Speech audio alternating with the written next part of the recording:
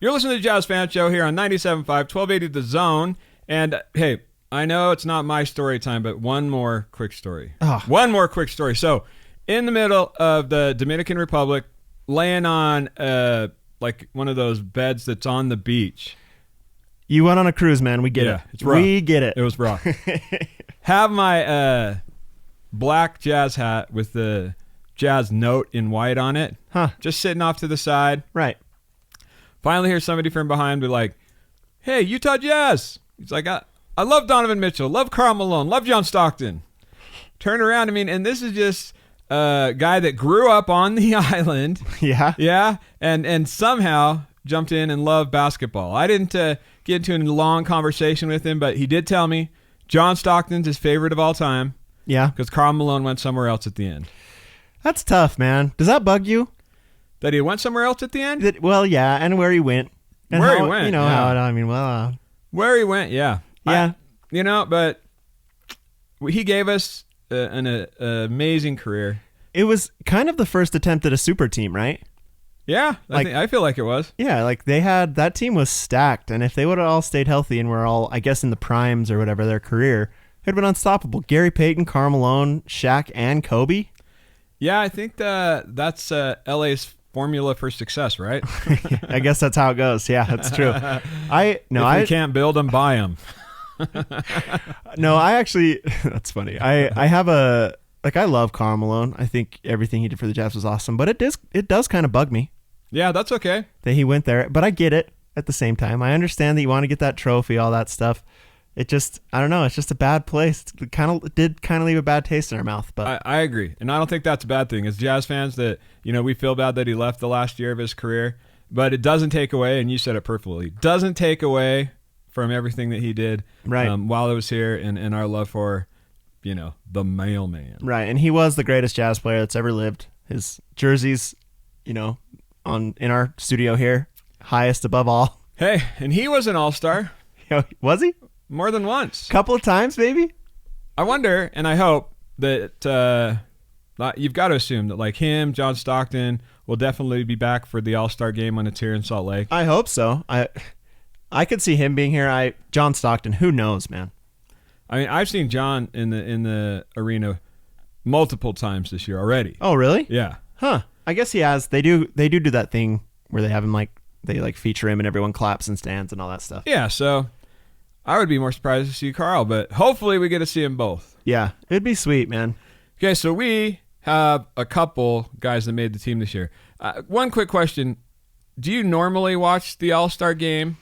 I mean, have you personally been watching it the last few years? No.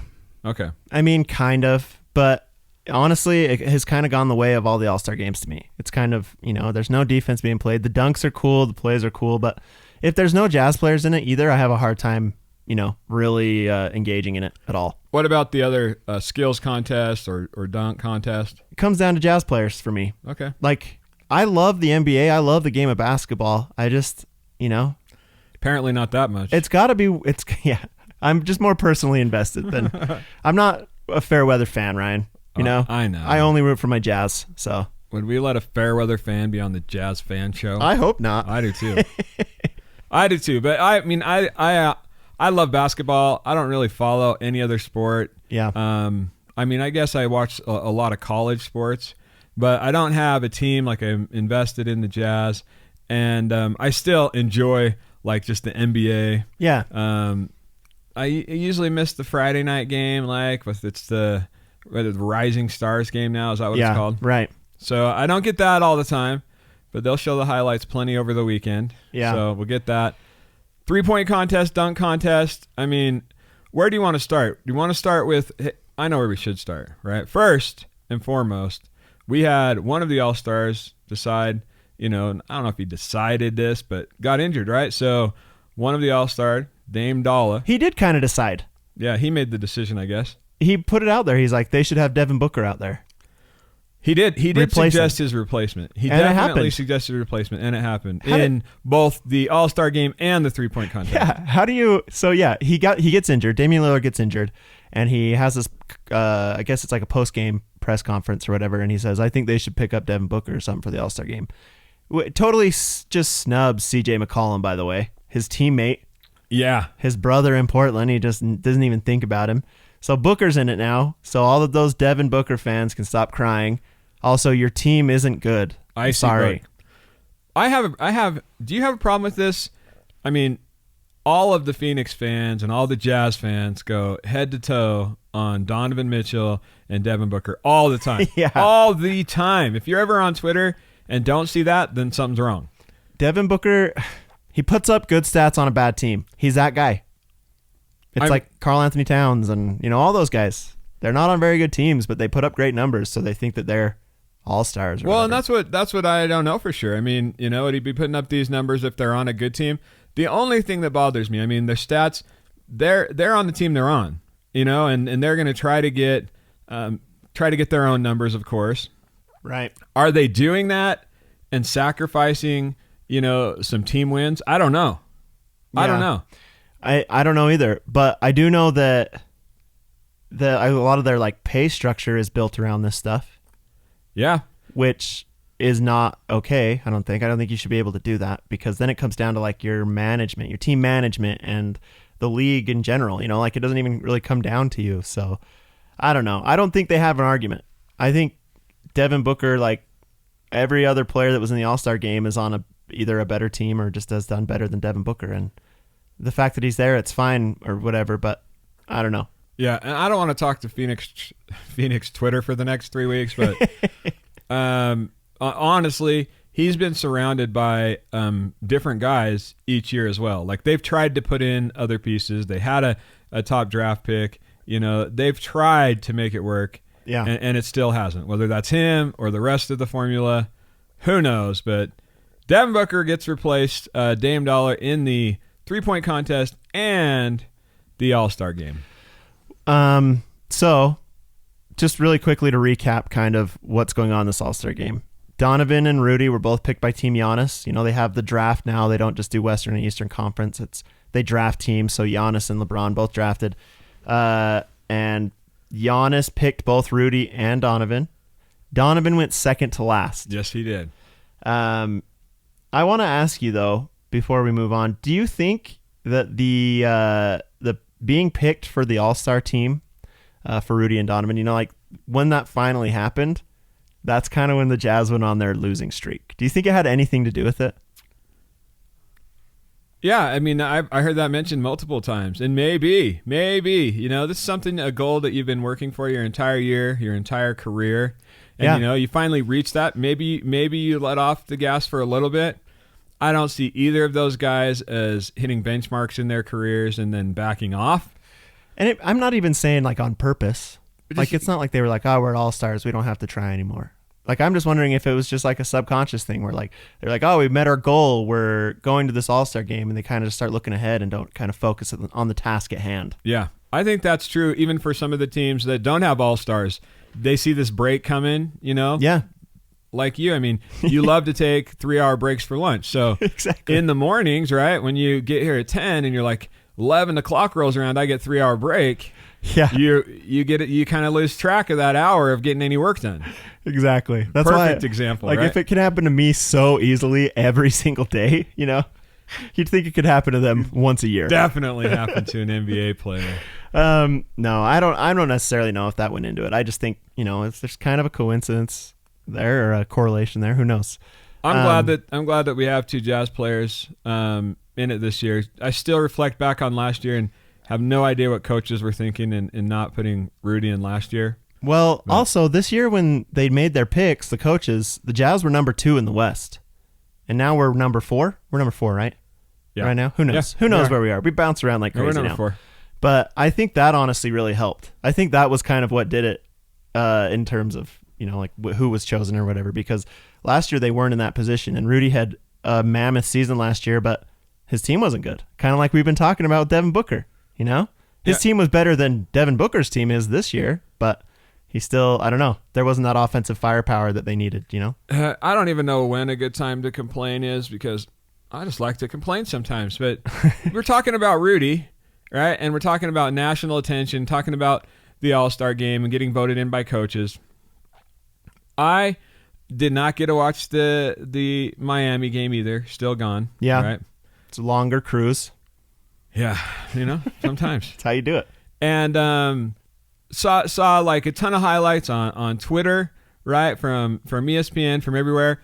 All of them showing Bam dunking on Rudy. Right. The one thing that he did that entire game, why Rudy owned him for the rest of it. And that was the thing that was getting promoted out there. Yeah, it was weird, man, because Rudy's put up some pretty awesome numbers and has had some awesome games this year, and they don't give him any love. It seems like I've already mentioned this, but somebody had looked up every Rudy Gobert play that had been posted on like national Instagram accounts and stuff, and they were all him getting posterized.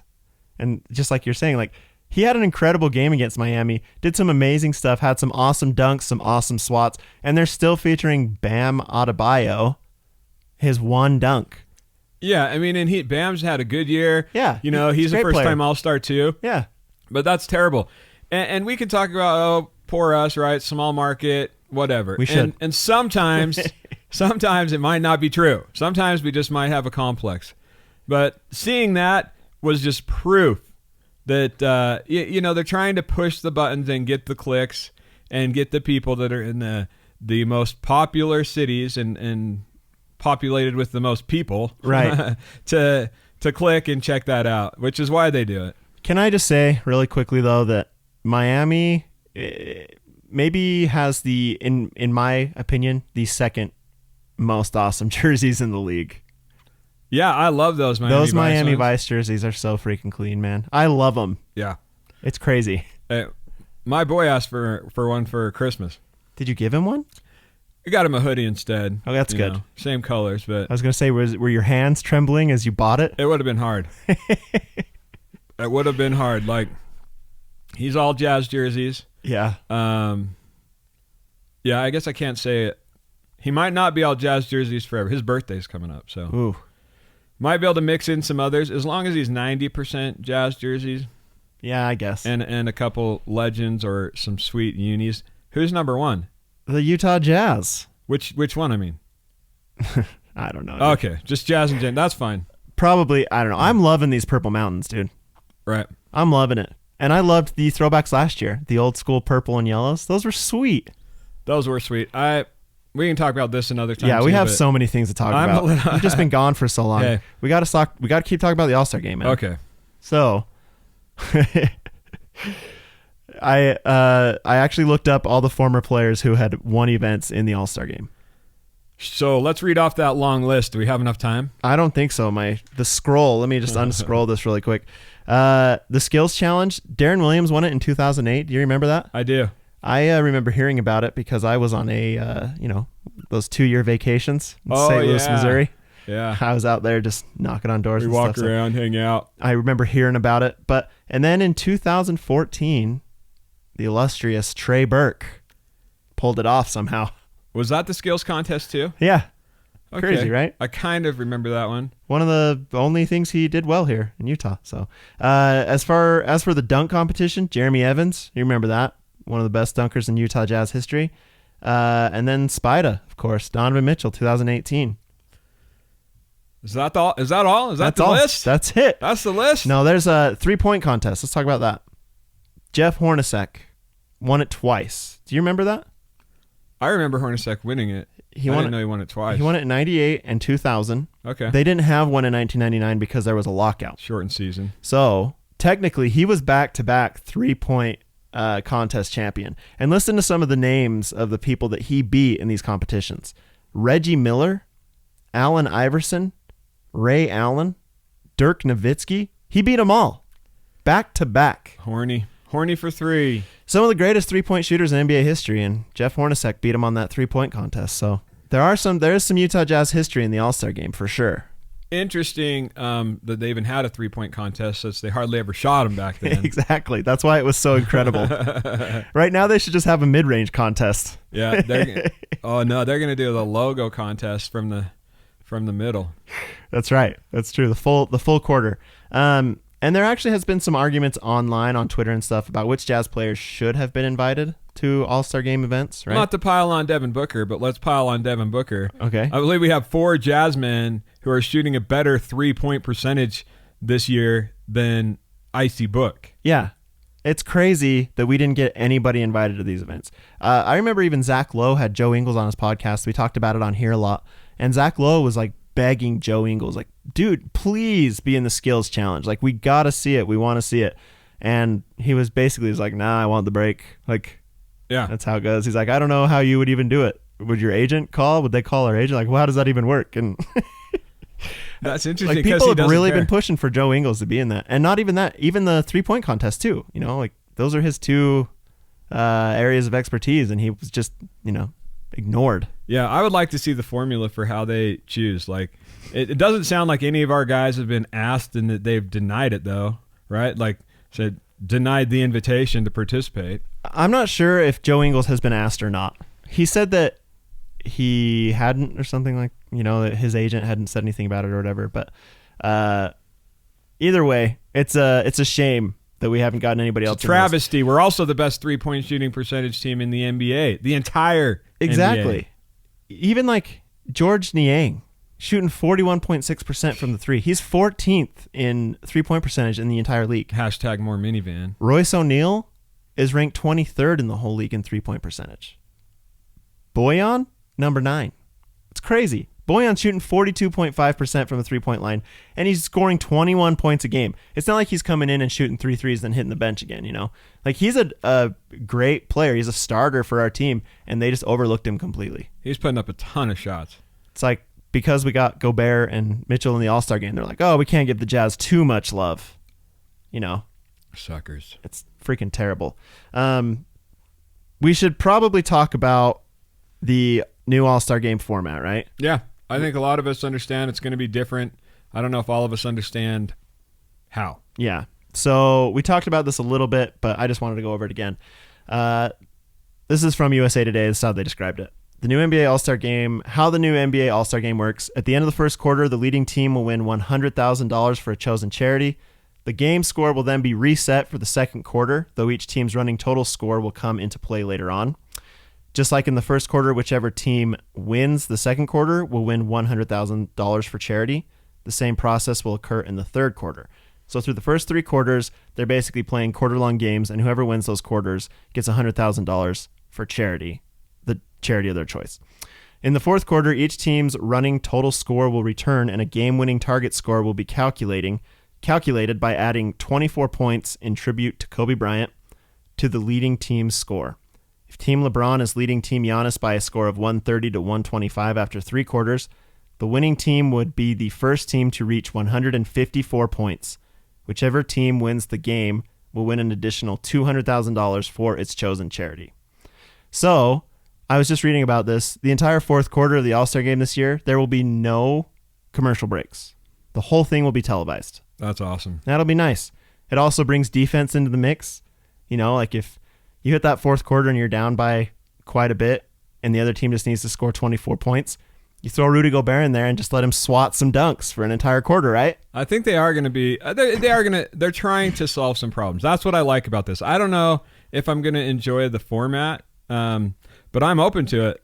Yeah, and it's a good way to honor Kobe Bryant. I mean, that for sure. You know the whole weekend's going to be about him. Yeah. And that's fine. It should be. Yeah, absolutely. It should be. Also, I mean, you know, Donovan's going to be on the microphone for the Rising Stars Challenge. Right. So that's kind of cool. I mean, I guess that is a little Utah throw us a Jazz little, love. yeah. Throw us a little Donovan. Could you imagine, though, Giannis and Rudy Gobert anchoring a defense? Crazy. It would be insane, man. No one would ever score at the rim. They would not come in the paint at all.